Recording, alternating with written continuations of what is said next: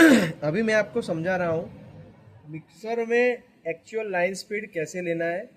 तो लैमिनेटर के ऊपर एक प्रॉक्सी लगेगा। वो प्रॉक्सी का जो भी सिग्नल है और सप्लाई है वो हमारे मिक्सर पैनल से जाएगा। और यहाँ पे मैंने एक इनपुट दिया हुआ है लिमिटेड स्पीड पल्स का। वो I0.2 का जो भी कनेक्टर है वो कनेक्टर के ऊपर मैंने दिया हुआ है। तो वहाँ पे आप जैसे ही उसका सिग्नल लगाओगे प्रॉक्सी का तो यहाँ पे स्पीड आ जाएगा। ये टोटलाइजर में यहाँ पे स्पीड का आएगा। उसके लिए सबसे पहले तो अगर जीएसएम का फंक्शन आपको इनेबल करना पड़ेगा। मतलब उसको अगर एक्चुअल जीएसएम दिखाना है कस्टमर को चाहिए तो ये फंक्शन ऑन करना है। ये फंक्शन के लिए उसको हर एक जॉब में जो कोटिंग विड्थ है वो कंपलसरी डालनी पड़ेगी। जब तक वो कोटिंग विड्थ एक्यूरेट नहीं डालेगा तब तक उसका एक्चुअल जीएसएम मैच नहीं होगा कभी भी।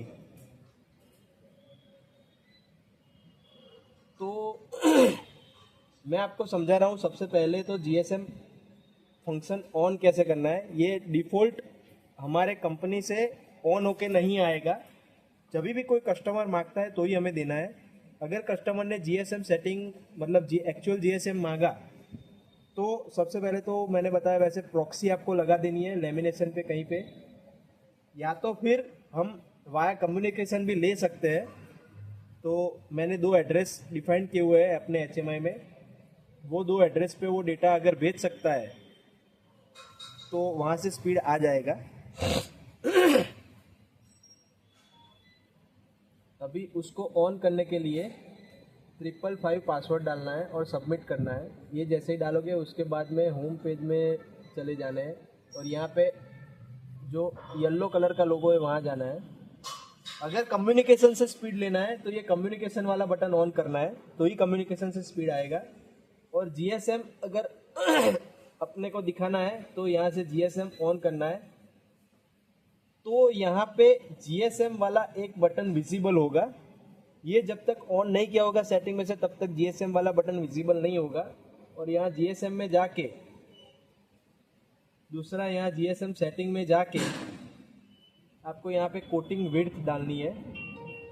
और ये एक बार वेब रोलर का डायमीटर मतलब ये प्रॉक्सी जिस रोलर पे लगा हुआ है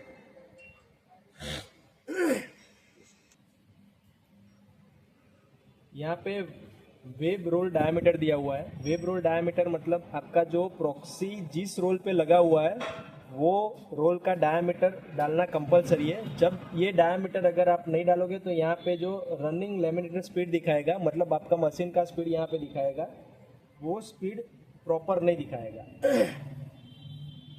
यहाँ पे दिया है कोटिंग विड्थ। कोटिंग विड्थ का ऑप्शन मैंने यहाँ बाहर भी दिया हुआ है टोटलाइजर वाले स्क्रीन में। वो यहाँ से आपको कोटिंग विड्थ हर एक जॉब में जो आपका कोटिंग विड्थ है वो आपको डालना कंपलसरी है। मतलब आपका कोटिंग कितना उठा रहा है कितने विड्थ में ले रहा है वो विड्थ यहाँ पे डालना है। अगर ये विड्थ डालोगे तो ही यहाँ पे जो एवरेज जीएसएम है वो आपका सही दिखेगा वरना नहीं आएगा सही। जीएसएम ऑन करते हो तो यहाँ अगर वो हर बार जो मशीन में जो जीएसएम डाल रहा है वो यहाँ पे एक्सपेक्टेड जीएसएम नहीं डाल रहा है तो जीएसएम टॉलरेंस का भी एरर आएगा। अगर उसको यहाँ पे जीएसएम बार बार नहीं डालना है जो मशीन में डाल रहा है वो जीएसएम तो ये जीएसएम टॉलरेंस में आपको 10 वैल्यू एंटर कर देना है। तो आपका जीएसएम टॉलरेंस का एरर नहीं आएगा कि जीएसएम नॉट इन रेंज का एरर कभी भी नहीं आएगा पर एक्चुअल जीएसएम आपका दिखाएगा। यहाँ जाके बैक कर देना है। यहाँ पे आपको डोजेस मतलब 3 का एवरेज करना है या 5 का एवरेज करना है या 4 का एवरेज करना है वो उसके हिसाब से आपको जनरली 3 से नीचे नहीं करना है और 5 से ज़्यादा नहीं करना है। उसके हिसाब से हर एक साइकिल में आपका जीएसएम जो आएगा मतलब जितनी बार गम गिरेगा वो आप साइकिल बोलते हैं हम उसको। जितनी बार गम गिरेगा उतनी बार जीएसएम का इधर ग्राफ दिखेगा। ये साइकिल का ग्राफ है। यहाँ पे एवरेज जीएसएम का ग्राफ है। जितनी साइकिल गिरेगी वो साइकिल यहाँ पे दिखेगी और एवरेज जीएसएम जो है वो यहाँ पे दिखेगा। आपको अगर ट्रेंड रीसेट करना है तो यहाँ से रीसेट करोगे तो ये जो भी वैल्यू आएगी वो सब रीसेट हो जाएगी और फिर से कैलकुलेट होना शुरू हो जाएगी।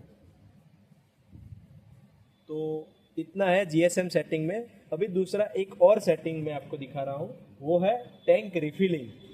जब भी कस्टमर को हमने टैंक के ऊपर दोनों साइड दोनों टैंक में हमने एक रिफिलिंग का ऑप्शन दिया हुआ है, तो अगर कस्टमर को वो टैंक रिफिलिंग का यूज़ करना है तो हम खुद भी टैंक रिफिलिंग का मतलब पैनल देते हैं। अगर हमसे नहीं लिया है, कहीं दूसरे से लिया है और टैंक रिफिल का यूज़ करना है उसको, तो मैंने सेम आपको पासवर्ड दिखाया वैसे 555 डाल के एंटर करके सबमिट में जाके होम में जाके यहाँ पे रिफिलिंग ऑन कर देना है। अगर ये ऑन होगा एंड आपका लेवल ये सेटिंग के नीचे जाएगा, यहाँ पे 8 लीटर और यहाँ पे 4 लीटर मिनिमम मैंने सेटिंग डाला हुआ है।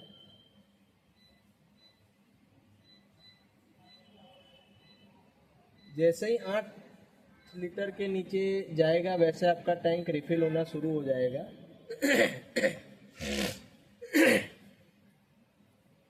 और वो एक्सट्रीम हाई लेवल पे जाके रिफिलिंग होना बंद हो जाएगा।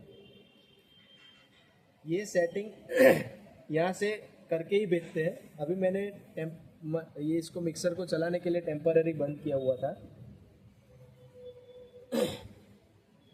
टैंक रिफिलिंग का ऑप्शन जैसे ही आप ऑन करोगे उसके बाद में 2 एसओवी का आउटपुट मैंने टर्मिनल पे दिए हुए हैं, वो ऑटो रिफिलिंग के एसओवी के आउटपुट है। वो एसओवी वहाँ पे आपको वायरिंग कर लेना है। और जब भी ये टैंक रिफिलिंग का ऑप्शन आप यूज़ कर रहे हो तभी कंपलसरी ये एयर प्रेशर का इनपुट वहाँ पे आना चाहिए। मतलब अगर एयर प्रेशर लो होगा तो आपका टैंक रिफिलिंग काम नहीं करेगा, तो आपका मिक्सर भी काम नहीं करेगा।